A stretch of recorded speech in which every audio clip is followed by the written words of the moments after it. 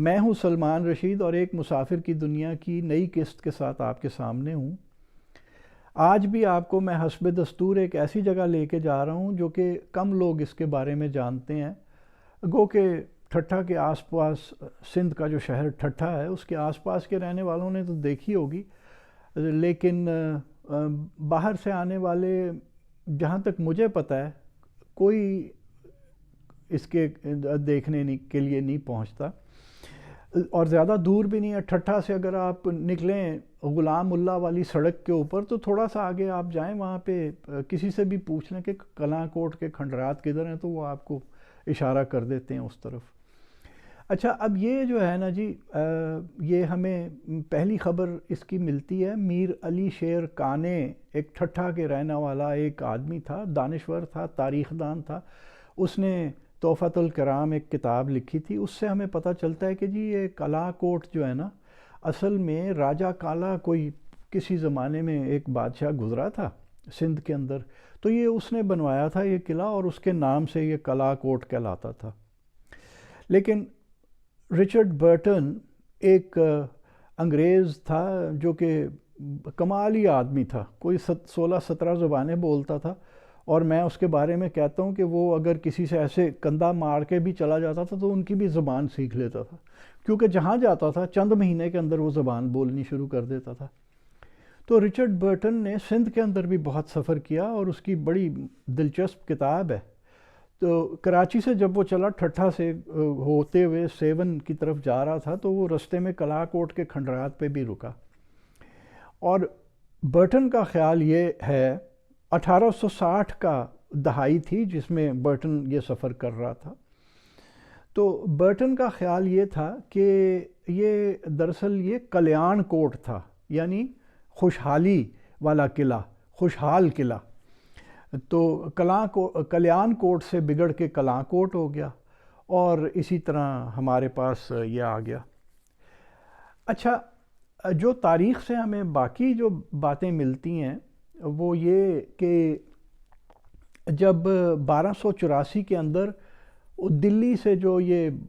فوج تھی وہ سندھ کے اوپر وقتاً فوقتاً یہ علاء الدین وغیرہ جو بادشاہ گزرے ہیں یہ وقتاً فوقتاً سندھ پہ حملے کرتے رہتے تھے لوٹ مار کرنے کے لیے، تو ایک 1284 کے اندر انہوں نے حملہ کیا، اور جو سومرو خاندان تھا ان کا مہاتم طور ایک نزدیکی ٹھٹھے سے زیادہ دور نہیں، ان کا جو کیپٹل شہر تھا دارالخلافہ تھا، اس کو انہوں نے آگ واگ لگا دی اور تباہ کر دیا۔ تو یہ جو سومرو تھے پھر یہ آ کے یہاں پہ انہوں نے یہ کلاں کوٹ کے قلعے کا، چونکہ پہلے سے موجود تو تھا جو پتہ چلتا ہے، تو انہوں نے وہ اس کی دیواریں وغیرہ مرمت کی قلعے کی، اور انہوں نے اپنے آپ کو یہاں پہ سیٹل کر لیا۔ یہ 1284-85 کا ذکر ہے، اور تھوڑے ہی سال، کوئی 60 سال کے بعد، 70 سال کے بعد جو سومروں کا جو سلطنت تھی وہ ختم ہو گئی، اور اس کی جگہ جو سما خاندان تھا انہوں نے اس کو سندھ کے اوپر قبضہ کر لیا۔ وہ بھی سندھ کے تھے، وہ بھی سندھ کے تھے، لیکن جیسے تغیر و تبدل ہوتا ہے تو وہ اس میں اب سومروں کی جگہ سمے آ گئے۔ اچھا، ان سموں کے اندر ایک جام تغلق تھا جس نے 1428 سے لے کے 1453 تک حکومت کی اس سندھ کے اس علاقے کے اوپر۔ تو جام تغلق کے بارے میں ہمیں تحفۃ الکرام سے پتہ چلتا ہے کہ اس نے پھر یہ جو کلاں کوٹ کا قلعہ تھا اس کی دیواریں بہت مضبوط کرائیں، بڑی بڑی دیواریں بنائیں پتھر کی، اور جناب قلعے کے اندر اس نے وہ بنوا دیے، بڑے اچھے اچھے محل بن گئے، آس پاس باغات لگ گئے، اور جناب بڑی شان و شوکت تھی، اور قلعہ اتنا بڑا ہو گیا کہ جو مقامی لوگ تھے، آس پاس کے جو لوگ تھے، وہ اس کو کلاں کوٹ کہنا شروع ہو گئے، یعنی بڑا قلعہ۔ اچھا، اب میں آگے چلنے سے پہلے آپ کو دکھا دوں کہ جو یہ سموں کے دور کی کچھ جو ایک واحد عمارت رہ گئی ہے وہ یہ مسجد ہے۔ بڑی کسی زمانے میں یہ آپ جو تصویر میں دیکھ رہے ہیں یہ بڑی عظیم الشان مسجد ہوگی، اب تو اس کی چھت وت گر گئی ہے، کچھ بھی نہیں رہا۔ اس کے اندر وہ جو نیلی ٹائلوں کا تھا جو حالہ میں بنتی ہیں اور جو کہ سندھ میں بہت عام ہیں، وہ ان کے بس یہ تھوڑے سے آثار رہ گئے ہیں جن کی اب آپ تصویر دیکھ رہے ہیں۔ اچھا، پھر یہ دیکھیے کہ وقت گزرتا گیا اور سما دور بھی ختم ہو گیا۔ 1509 میں ان کا جو آخری بادشاہ تھا جام نندا، جام نظام الدین جس کا اصل نام تھا، وہ بڑا بادشاہ تھا، وہ بھی بیچارہ گزر گیا۔ اور یہاں پر آ کے ایک منگول خاندان تھا ارغون، انہوں نے آ کے سندھ کے اوپر قبضہ کر لیا۔ ادھر بابر ہندوستان کی طرف آ رہا تھا، تو وہ تھے یہ سارے رشتہ دار، یہ سارے منگول تھے۔ وہ بابر نے ان کو ارغونوں کو وہاں سے نکال دیا افغانستان سے، ان کا قبضہ افغانستان پہ تھا، بابر نے آ کے انہیں نکال کے افغانستان پہ قبضہ کیا، اور پھر یہ جو ارغون تھے یہ سندھ کی طرف آ گئے اور یہاں پہ آ کے انہوں نے اپنی سلطنت کر لی، اور یہ جو کلاں کوٹ کا قلعہ ہے یہ ارغونوں کے قبضے میں آ گیا۔ یہ جو آپ مسجد دیکھ رہے ہیں، یہ جو جہاں تک میرا خیال ہے یہ ارغونوں کے دور کی مسجد ہے۔ یہ ہم کہہ سکتے ہیں کہ ہو سکتا ہے یہ پہلے سما بادشاہوں نے، کسی ایک سما بادشاہ نے بنوائی ہو، لیکن جو زیادہ تر کام ہے وہ ارغون دور کا ہے، کیونکہ یہ جو آپ تراشا ہوا پتھر لگا ہوا اس میں دیکھ رہے ہیں اس وقت تصویر میں، یہ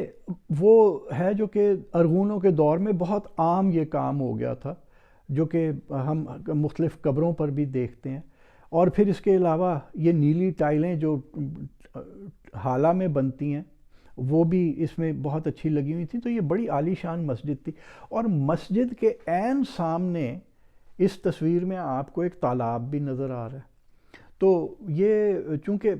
یہ بہت ہی چٹیل پتھر ہے جہاں پہ یہ شہر آباد ہے، لیکن شہر کے نیچے آپ اگر اس مسجد کے ویو میں دیکھیں تو شہر کے عین نیچے ایک بہت خوبصورت نیلے پانی کی جھیل ہے، تو پانی وہاں سے لایا کرتے ہوں گے اور یہ تالاب بھرا جاتا ہوگا جو کہ شہر کے استعمال کے لیے بھی ہوگا اور جو وضو وغیرہ کرنے کے کام بھی آتا ہوگا۔ اچھا، یہ اب پھر وقت گزرتا گیا، یہ 16ویں صدی کے شروع کی بات ہے، 1509 کے بعد کی،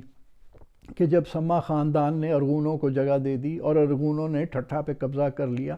اور چونکہ یہ ٹھٹھا سے بالکل ساتھ ہی ہے، چند ہی میل کا فاصلہ ہے، تو یہاں پہ بھی ان کا قبضہ تھا۔ پھر وقت گزرتا گیا تو ارغون جو تھے وہ شمالی سندھ کی طرف، اپر سندھ کی طرف منتقل ہو گئے،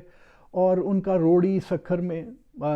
قبضہ تھا، بلکہ ان کا جو قلعہ تھا وہ تو وہ جزیرہ بکھر کا جو بنتا تھا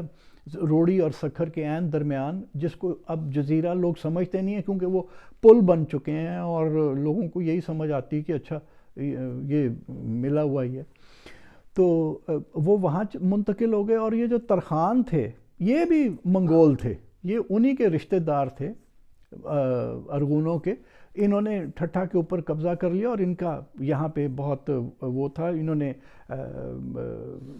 کلاں کوٹ بھی ان کا جو تھا ایک دارالخلافہ تھا، آلٹرنیٹ دارالخلافہ، یعنی اگر ٹھٹھا میں کوئی مصیبت پڑے تو کلاں کوٹ کے قلعے میں آ کے چھپ جاؤ۔ اور دیکھیے کرنا یہ ہوا کہ دونوں ایک ہی خاندان کے لوگ ہیں، ارغون اور ترخان دونوں منگول ہیں، لیکن آپس میں ان کی کوئی لڑائی تھی، تو ذرا ارغون ذرا طاقتور تھے، ترخان اتنے طاقتور نہیں تھے، تو ترخانوں نے یہ پرتگیزی جو تھے یہ اس زمانے میں یہاں خوب گھما پھرا کرتے تھے سمندر کے اندر، ہمارے وہ گوادر سے لے کے تو نیچے انڈیا میں جو گوا ہے وہاں تک یہ اپنا گاندھی مارتے پھر رہے تھے، اچھا کام تو کوئی کم ہی کیا ہے انہوں نے۔ وہ آپ کو کبھی مکران کی داستانیں اور سنائیں گے تو اس میں بتائیں گے کہ پرتگیزیوں نے کتنا نقصان کیا یہاں پہ۔ تو یہ جو ترخان بادشاہ تھا مرزا عیسیٰ خان ترخان اول، پہلا بادشاہ، کیونکہ ایک بعد میں 17ویں صدی میں ایک عیسیٰ خان ثانی بھی آیا، اس نے وہ پرتگیزیوں کو ایک جو پیغام بھجوایا کہ بھین یہ آئیں، یہ مجھے بڑا مارتے ہیں ارغون جو ہیں، ادھر اینا دا کچھ کرو تسی، تو مال دولت آپ کو کافی مل جائے گی۔ تو وہ جو تھے پرتگیزی، دریائے سندھ اس وقت کیا سندھ ہوا کرتا تھا، تو وہ اپنی کشتیوں کے اندر پہنچ گئے اور ٹھٹھا کے قریب آ کے لنگر انداز ہوئے. اور تو اچھا ان کے آنے کے پہلے اس دوران میں ہوا یہ کہ عیسیٰ خان نے جو ہے نا ارغونوں کا جو بادشاہ تھا ادھر بکھر میں، اس کو کہا کہ سر جی وہ کوئی صلح شلح کر لیں، کیوں ایسے ہی ایک دوسرے کو لڑتے ہیں. اتنے میں اور صلح ہو گئی، اور اتنے میں پہنچ گئے پرتگیزی. تو انہوں نے کہا ہاں بھائی بتاؤ کس کو مارنا ہے. اس نے کہا نہیں سر اب کسی کو نہیں مارنا، آپ بے شک جا سکتے ہیں. اس نے کہا تو جو تو نے پیسے کا کہا تھا وہ کدھر ہے؟ تیری ایسی تیسی، تو نے پیسہ ہمارے ساتھ دھوکہ کیا. انہوں نے ٹھٹھا کو آگ لگا دی، لوٹ مار کی اور ٹھٹھا کو آگ لگا دی. اور ٹھٹھا ایک امیر شہر ہوتا تھا، بڑی انڈسٹری تھی یہاں پہ، تو وہ لوٹ مار کر کے وہ چلے گئے. اچھا اس کے بعد یہ ہوا کہ ترخانوں کا بھی دور ختم ہو گیا، ارغونوں کا بھی دور ختم ہو گیا، اور 1585-86 کے لگ بھگ جو ہے عبد الرحیم خان خانہ ایک جرنیل تھا اکبر بادشاہ کا، اس نے آ کے سندھ پر قبضہ کر لیا. اور اب جو ہے وہ یہ جو ترخان تھے یہ ان کے وزیر امیر کبیر بن گئے، اور کلاں کوٹ جو تھا اس کی ضرورت ختم ہو گئی، کیونکہ اب امن ہو گیا تھا نا یہاں پہ وہ مغلوں کی وجہ سے. تو کلاں کوٹ بھول بھال گئے ہم لوگ. اگر آپ اب یہ تصویریں دیکھیں تو یہ آپ کو جو یہ مسجد کے بائیں ہاتھ اور دائیں ہاتھ دونوں طرف جو آپ کو وہ ڈھیریاں سی نظر آ رہی ہیں، یہ وہ پرانے شہر کے کھنڈرات ہیں. دیوار اتنی تکڑی دیوار بنائی گئی تھی کہ وہ اب ایک ملبے کا لمبا ڈھیر بن گیا، اور وہ ایک چوکور قسم کا اس میں ہے جس کے اندر وہ سارے محلات تھے. اور اتنا ملبہ پڑا ہوا ہے، اتنا ملبہ پڑا ہوا ہے کہ وہ جو کہتے ہیں نا کہ جام تغلق نے یہاں پہ محل بنوائے، باغات لگوائے اور کیا کچھ نہیں کیا. تو وہ کھنڈرات دیکھ کے پتہ چلتا ہے کہ واقعی یہاں پہ کچھ تھا کبھی. لیکن پھر وہی ہے کہ نہ تو ہم نے کلاں کوٹ کو بچانے کی کوشش کی ہے، اور نہ اس کے اوپر کوئی تحقیق کی ہے کہ پہلے یہ آباد کب ہوا تھا. جو لوگ جاتے بھی ہیں یہاں پہ ان کے لیے وہ چونکہ نزدیک میں ایک جھیل ہے تو یہ ایک پکنک کرنے کی جگہ ہے. لیکن خوش قسمتی یہ ہے کہ بہت لوگوں کا اس کا پتہ نہیں ہے، اور ابھی تک جھیل صاف ستھری ہے، کوڑا کرکٹ وہاں پہ نہیں ہے، اور کلاں کوٹ کے جو کھنڈرات ہیں یہ بھی صاف ستھرے ہیں. تو یہ ایک وہ جگہ ہے جو کہ اہل علم اور اہل شوق کے دیکھنے کی جگہ ہے. آج کی ہماری داستان یہ تھی.